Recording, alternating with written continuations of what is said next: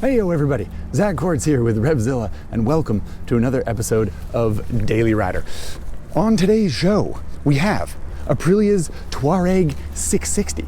And as the name implies, that is the same 659cc parallel twin from the Tuono 660 and RS 660 sport models, but Aprilia has refitted it and retuned it and dropped it into this adventurous chassis with Dakar looks and 10 inches of suspension travel for sale for $12,000. How does it work out on the open road, you ask? Step into my office, everybody.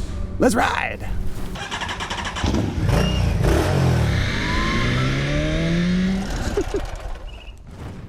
Yeah, all right, everybody. Just about ready to go here. Before we do, a quick reminder. This episode of Daily Rider is brought to you by Quadlock.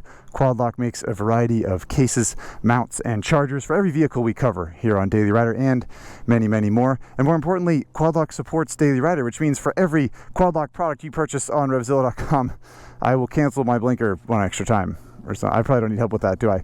Anyway, thank you to Quadlock, and to learn more about Quadlock products and support Daily Rider, click on the tag or in the link in the description of this video. All right, let's talk about this Tuareg, shall we? This is the 659cc parallel twin that I mentioned before. One interesting thing I noted in the presentation and the lovely article on Common Tread at RevZilla.com, which you can also find in the description of this video, is that the engine has 6 mounting points as opposed to 2 or 3 or whatever it was for the Tuono and the RS. So indicative of making the bike stiff and rigid and a little bit more rugged for the sort of rugged off-road intentions of the bike. Hence the skid plate, hence the 21-inch front wheel, tubeless spoked rims, and this big kind of tall off-roady Dakar-looking stance, which I think is kind of cool. Aside from that, I don't think we need to do a whole lot of explaining. It's a pretty self-explaining motorcycle, I think. Nothing too wild. A couple things I do want to point out. The seat that we'll talk about when we ride, you can see the profile gets a little bit wider as you slide back, and it's very, very flat. That's something to keep in mind. Another thing, the radiator here at the front is in a pretty basic radiator spot. The vents are right here behind this piece of bodywork, just in front of our legs. So there's a little hint. We'll talk about that, provided I remember. And keep in mind the tires, which are pretty chunky for sort of stock tires. But yeah, keep that in mind when we're talking about how it handles on the road versus how it handles off-road. The last thing I feel like I need to mention is that it's dirty. Look how dirty it is.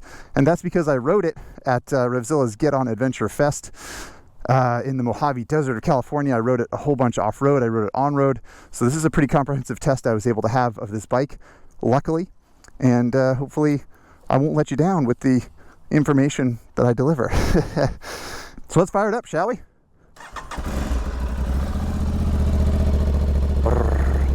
Yeah. One interesting thing about this engine that Aprilia did is it does that same thing when you start it that the Tuono V4 does and some of the big super bikes do, where you hit the starter button and it goes and it like barks. And this engine does that too, and I kind of like it. I'm not sure if it's on purpose or whatever, but I get a kick out of it. All right. Got a little, not little actually, it's a reasonable sized dash and Mahuzit for a $12,000 bike anyway. Speaking of $12,000 bike, this colorway is actually $600, I believe. So I think as we ride it, this bike is $12,600, not 12 grand, but it's an awfully handsome colorway, isn't it?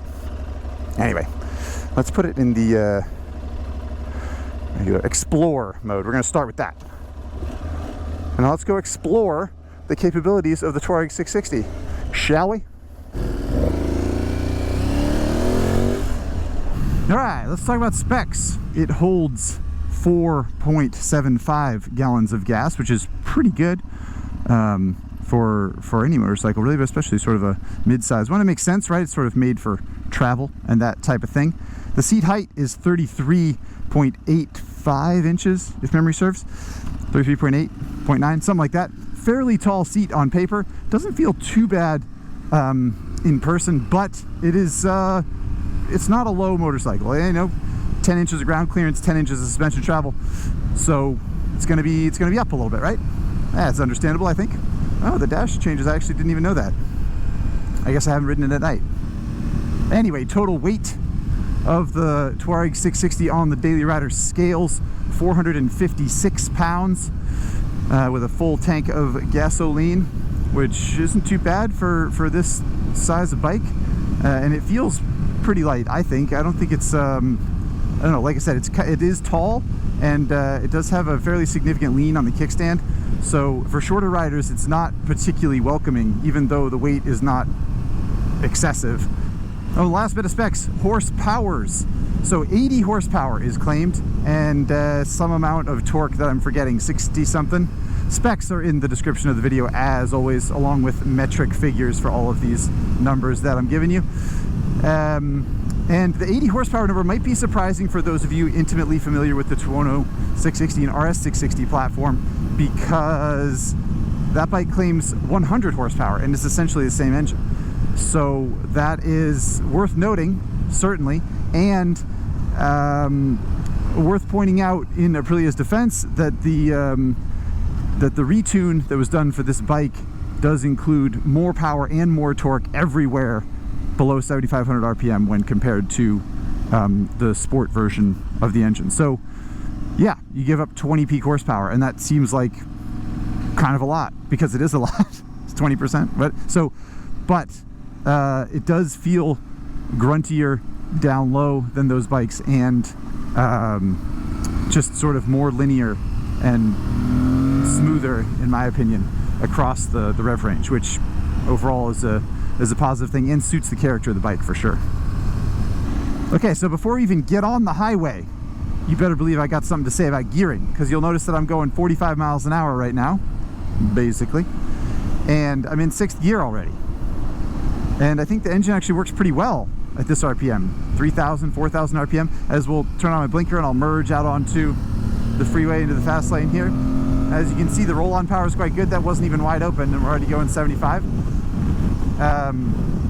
So, you know, the benefit is good roll-on power in top gear. The downside is that the engine feels quite good, I think, at 4,500, 5,000 RPM, which is where we are now. So that's 65-ish miles an hour, 60, 65. But since there is no 7th or 8th gear, it means if you want to go 80 miles an hour, say, you're going to be going 6,000 RPM, and that's the engine starts to feel a little buzzy, in my opinion, around that time. And looking a little closer at the spec sheet, the reason is clear to see. The final drive gearing is just a lot lower on this bike, which makes the biggest difference, in my opinion. Instead of a 17-tooth front sprocket, it's a 15-tooth front sprocket on the Tuareg compared to the 660 Sport models. And hey, was that an RS660? I think it might have been, or it might have been an RSV4. Anyway, it was another Aprilia, so we gotta give him a little wave.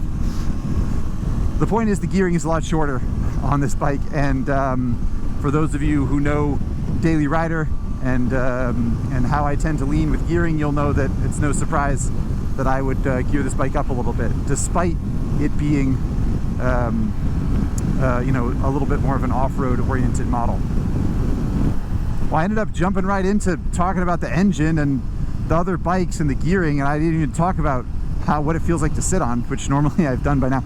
And as with many adventuresome machines, it's very comfortable in general. It's just a nice riding position, upright. The handlebar is quite wide, which I kind of like. I feel like it puts me in command, and I'm a taller rider, so I appreciate that aspect of it.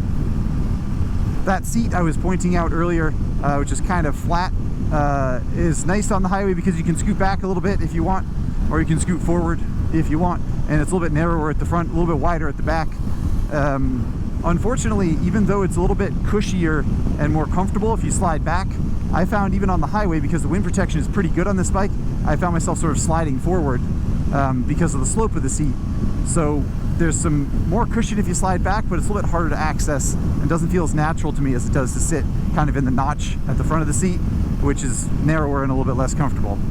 If, for example, 60 miles an hour is as fast as you want to go, you can hold this button over here. You can get the cruise control dialed in there, and then you can, how do you do it? Oop, okay, that was my bad. And then you tap one more time, and then you're set there at 60 miles an hour, 61, I suppose. And yeah, I don't need to explain how cruise control works. It's pretty nice. The reason that I bring it up is twofold. One, when I cancel the cruise control, say I tap the rear brake or something like that, and now cruise control is off, I do get this warning light on the dash. Basically, essentially a warning light that just keeps on flashing green. It keeps on flashing, and it's telling me that cruise control is ready. Cruise control, hello, cruise control is on. Hello, you can turn it on, it's ready, I'm ready, you can turn it on. Yeah, I know, relax. I keep thinking my blinker's on. And as we've discussed already on this show, I don't need more help cancel my blinkers. Thank you very much. Perhaps more to the point, when cruise control is off, I'm going to shut it off so the thing doesn't keep flashing at me.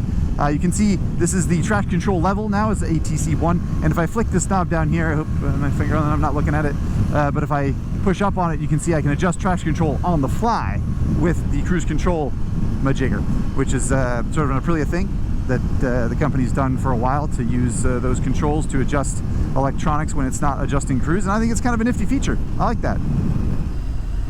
Goodness gracious. What happened? All right, well, there's a lane closed, as you can see, and my train of thought's all off now on what I'm supposed to be talking about. What were we talking about? Cruise control and traction control and other controls. What do we usually talk about here? Mirrors? Fuel mileage, right. Fuel mileage. So I rode this bike for about 150 miles of on and off-road ride, mostly off-road riding, and my fuel figure was 42. That was the lowest figure that I saw. And then the highest figure I saw was low 50s, somewhere just over 50 miles to the gallon, and that was basically a long freeway stint of 75, 80 miles an hour. And so pretty good mileage. I think Aprilia claims high 50s, and I think if you were going 55, 60 miles an hour on 2-lane back roads, and you were on sort of a gentle sport tour, I think you would get that kind of mileage. And with almost 5 gallons in the tank, you're well over 200 miles of range, closer to 250 if you get real good mileage, closer to 300 even. Nah, probably not 300. Anyway, range is good. Fuel mileage is pretty good, I think. Nice balance of power and economy out of this engine, in my opinion. And of course, we got to talk about mirrors, obviously.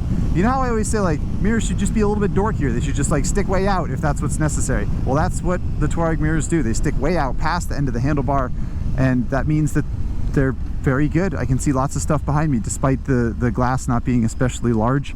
Good mirrors, pretty smooth. I like them. And we're about to go into the urban environment here. So I'll switch it to urban mode. Why not? I don't know. Seems appropriate, doesn't it? And we're off to urban mode, figuratively and literally. And here we go. First of the stop sign challenges. Ooh, yeah, okay, a little off balance. It's a tall fella, but in general, you know, for what it is, darned agile. The Tuareg 660 uses fairly basic hardware in some of the drivetrain, like the cable-operated clutch, which I find pretty direct and easy to use. What I find a little bit less easy to use is the ride-by-wire, which is not oppressive or bad. It's just a little disconnected from what the engine's doing, in a way that is kind of prevalent in modern motorcycles, unfortunately. So I don't mean to call this bike out as a real standout, only as a, you know, the on-off throttle is fueling is not perfect, and sometimes you sort of feel like there isn't a cable running from your hand to the carburetor, because there isn't even a carburetor or a cable. Anyway, I think the bottom line is, if you're a taller rider, you're going to find the Tuareg 660 to be pretty approachable and pretty easy to approach for what it is. You know, I mean, it's a mid-sized adventure bike, and it feels nimble and fairly small. If you're a shorter rider, you might think, gosh, it's still really big. And both of those opinions are fair. All right, everybody, Lover's Lane, where we talk about passenger accommodations. And remember that flat seat I was telling you about? The flat seat will mean that the passenger sits at the same height approximately as the rider. And that's bad for visibility, especially if your passenger is shorter than you are, or even almost the same height. It makes it tricky to see. But legroom wise and comfort wise, not bad. I don't think it's no Versus 650, which is more of a sport toury kind of bike. But I'd say approximately average for the class. And as far as long distance comfort for the passenger, I was not able to test that, so you'll have to do that yourself and get back to me. All right, we're out of the urban environment. I'm going to go back to explore. We're exploring again. Yeah, that feels right. And we're dipping into the twists and the turns and the twists. And I did get a couple of social media questions about how it handles on these types of roads, and I think it's just excellent. I think it's very, very, very good. It's balanced and easy and smooth, and those chunky tires I pointed out work fine. And if you wanted street tires, put different tires on it. Easy enough. Lots of options in the sizes on the Tuareg 660. But yeah, I find the wide handlebar to work really nicely on a twisty road, and I just think it's this style of bike, as I've said before, is often a little bit underrated, I think, in situations like these, or actual sport touring twisty road situations. And yeah, I think if that's what you want to do, you'll be quite pleased with how it handles. And if you're not totally pleased with how it handles, well, there's adjustable suspension, which is nice as well. So yeah, it's interesting. We're going to talk a little bit more about how this bike compares to other bikes in the class later on, but that's something. It's found its own little notch in the category, I think. Yeah. I'm going to change the riding mode again. I'm going to individual now. I'm feeling individual. Rear ABS and traction control disabled. Oh no.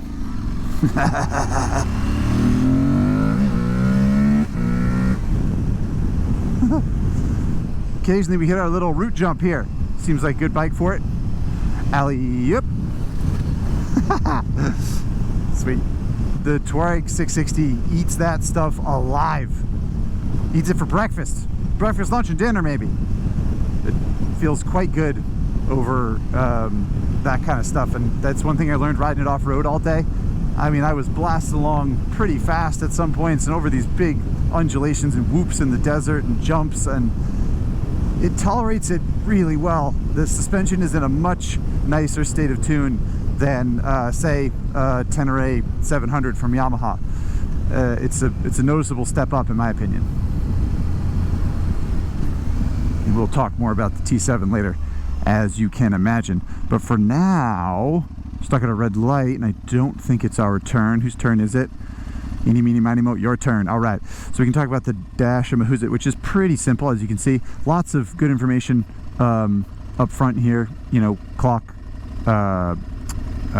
temperature, fuel gauge, coolant, all that stuff's kind of jammed over here. And this, with this little keypad over here, you can cycle through. This is the traction control that we adjusted on the fly earlier. And yeah, odo, trip, fuel economy, that kind of thing. Nothing too exciting there. If you hold down on the right side of this button here, you enter these menus, and this is where you can toggle through the map and ABS, traction control, engine braking settings for each of the modes, as well as you know, make adjustments to the shift light, C service, that kind of thing. So yeah, pretty basic set dash. And this is the ride mode thing, as we've talked about before, over here on the right. I think it's pretty clean. It's nicely laid out. It's not perfect. It's not exactly the way I would have done it, I don't think, but in general, I like it, and I think it works nicely with the bike. So I've touched on the engine a couple of times now, and I brought up the Yamaha Tenere 700, and I think the upshot of the tune that Aprilia gave this engine in the Tuareg 660 as opposed to the RS 660 sport bike is Aprilia might have had Yamaha in its crosshairs. The engine feels more like the Tenere 700. The RS 660 engine and the Tuono 660 engine, they feel high strung and high power, and they are basically compared to, you know, a Ninja 650 or an SV 650 or an MT-07 or an R7. The Aprilia engine in its sport form is kind of peaky, and there's a hole in the power band, and it's like you can get a lot out of it, but you sacrifice a little bit too. And the engine in the Tuareg here feels kind of Yamaha'd. And when I rode this bike back to back with the Tenere 7 on-road and off-road, I was expecting it to feel a lot stronger, and I don't think it does. It feels maybe a little stronger, and I think that was wise, because I don't think that having a lot more power in a way that the RS 660 does would really serve the Tuareg very well, especially in comparison to the Tenere 700. I think that Yamaha engine is excellent, and I think that Aprilia aiming for that type of character for this bike was absolutely the right thing to do.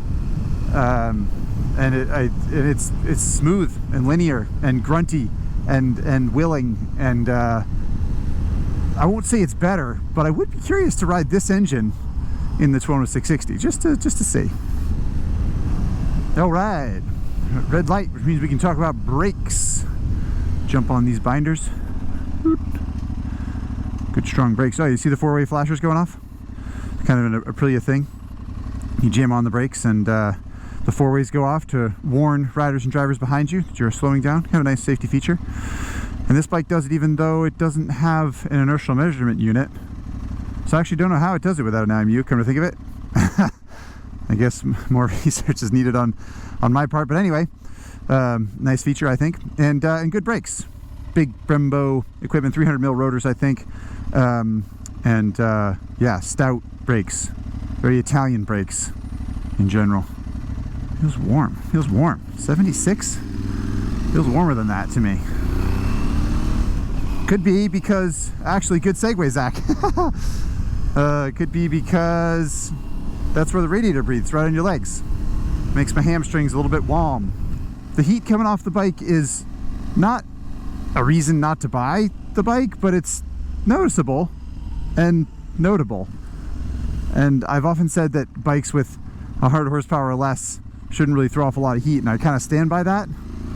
And these vents dump off right on my hamstrings, and a little bit of warmth even on a 75-degree day. So I don't know, something to note. All right, off-road shortcut. I'm gonna put it in off-road mode. Make sure ATC is off. That's traction control. I'm gonna flick it up to level 1 because I kind of liked level 1. Yeah. Yeah, look at us go across the desert like a Tuareg. This bike's great at this. Off-road ABS is pretty good. There we go, jamming on the brakes. It's very, very capable at this kind of thing, this bike.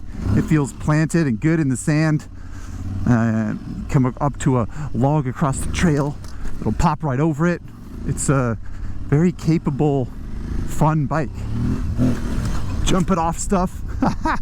Didn't even come close to bottoming it out. And I didn't even come close to bottoming it out when I rode it off-road for 100 and some odd miles either. Really, really good.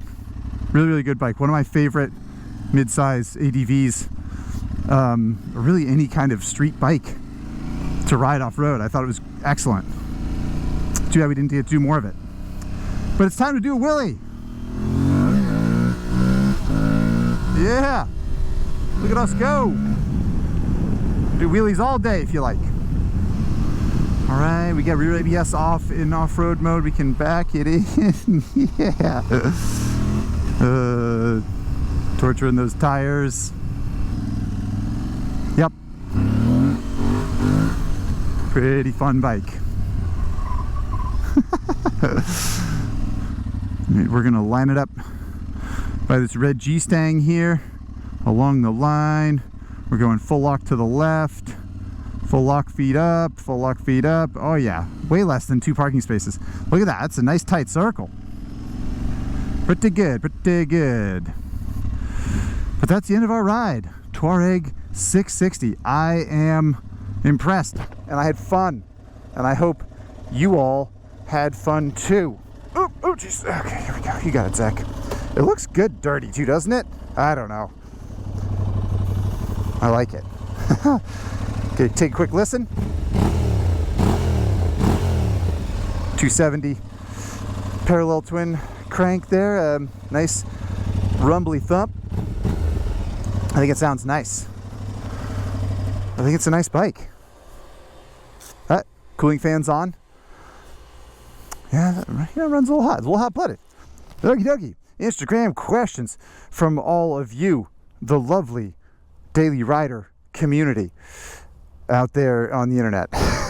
First up question from Billy JS. Bill IJS? Billy JS, who asks, but is it better than a V-Strom? Yes. Next question is from Sullivan Pack, who says, anxious to hear how you think it compares to the new Tiger 900 Rally Pro.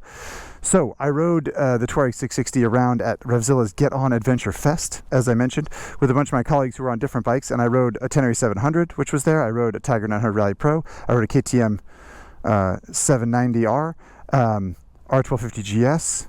What else? I rode the Battletoad.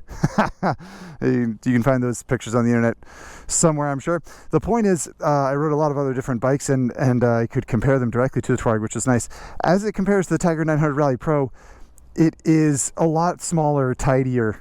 It feels lighter, more agile, not as heavy when you run it into things. It's definitely just smaller and a little bit more capable off-road, in my opinion, or in my hands anyway.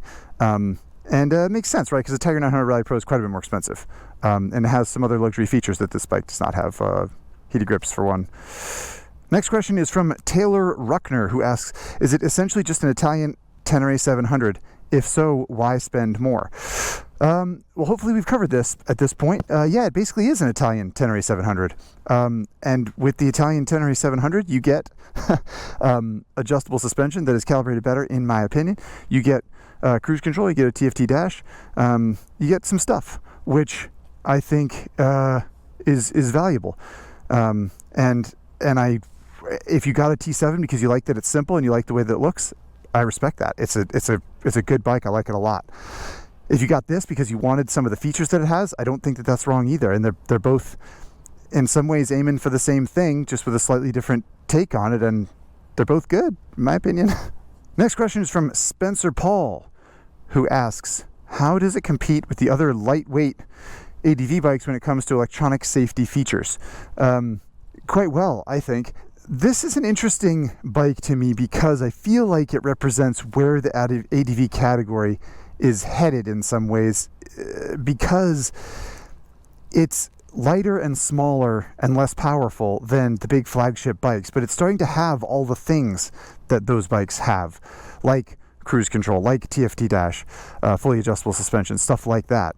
And I think that there's going to be a big pull in this direction. I mean, the mid-size engine and high-end componentry is where the category is going and where people are going to start spending their money, in my opinion, and I think rightly so, because it's a really, there's not a lot that these bikes don't do that the big ones do, except have electronic suspension and more horsepower and that kind of thing. But if you do have ambitions of riding off-road, you don't necessarily want all that stuff anyway. So I think that this bike is on a certain cutting edge of smaller, arguably more dynamic and capable versions of a luxury ADV. Last question of the day comes from Helmet Head Lyle, who asks, if the Tuareg 660 were a pizza, what type of pie would it be and why? God, I love these questions. I should have thought about this one more, though. This is subjective, right? Kind of like ADV bikes or motorcycles in general are subjective, because like I might say it's a pepperoni and pineapple pizza because it's versatile. You eat it for breakfast, you eat it for dinner, you eat it hot, you eat it cold. And you might think, pepperoni, pineapple, what kind of pervert are you? The point is, I don't think it's a supreme pizza, right? It's not the full zoot. It doesn't have everything on it. But it's a thin crust pie, medium in size, cooked pretty much perfectly, I think. And it has peppers, onions, sausage, and mushrooms. It's a basic version of a good thin crust medium pizza. It doesn't have everything. It doesn't have the full kit and caboodle, but it's a basic good pizza. And you know what? Maybe it's a pepperoni pineapple, come to think of it. Yeah, I like that. Like I said before, eat it for breakfast, eat it for dinner, eat it hot, eat it cold. It's a great, versatile bike that can do just about anything you ask of it, including ride to work. And I guess the only real question now is, where does it fall on the Daily Rider Leaderboard? Good thing we're about to cover that. Hey, all right, everybody, here we are inside Daily Rider headquarters. We're in ADV hog heaven, as you can see. We got Honda CRFs back there, Tiger 900s, from Triumph, a Scrambler 1200, a 1250 GS. The KLRs already went home. So these are the bikes I've been riding around lately, and it's good for comparison's sake with the Tuareg 660, which we now have in the hopper on the Daily Rider Leaderboard, ready to go. And now it's time for Uncle Zack to make some decisions. And you know what? Top of the leaderboard here, 2022 leaderboard, Harley-Davidson Pan America, pretty good bike. Tiger Sport 660, very simple, good bike. And Vigusta Turismo Veloce, all kind of varying types of adventure, sport touring-y kind of bikes, right? Watch this. Watch what I'm going to do right now. Boom. Yeah. Why not? I think that's right. I think what do any of these bikes do that the Tuareg does not, aside from be simpler or cheaper or do pavement a little bit better? I think from a versatility standpoint and a kind of middle of the road ease of use standpoint, the Tuareg 660 is pretty darn good, in my opinion. That brings up the question of where it'd fall on the hysterical 2021 leaderboard with bikes like the R1250 GS, which we have one of right here for display's sake, or versus 650. That's a good question. Versus 650 versus Aprilia Tuareg 660. What do you think about that? I think, if you want a sport touring bike, then the Versus 650 is tough to beat. It's a great price, great luggage, great range, all the stuff we've talked about 1,004 times on this show before. But from a versatility standpoint, I think the Tuareg is better. And I do think the Tuareg would land higher than the Tenere 700, just because of the refinement, because of the features, and it doesn't give up any capability if you want to go off the roading. So yeah, there you have it. We've got a new king of the 2022 Daily Rider Leaderboard. Pretty exciting. I had fun with that bike. It was a blast to rage off-road, as we saw, and it got me to work pretty darn good. Not a bad wheel either. So I think that's it, everybody. Thanks for tuning in. As always, I hope you had a good time on this ride, and maybe, just maybe, you learned a thing or two. Hope to see you next time, everybody. See ya. Holy smokes. We're all backed up here. I don't know, we got a constipated highway where we don't normally. That's nice of you. Thank you, Mr. Trucker. Oh, we go down to one lane. Oh.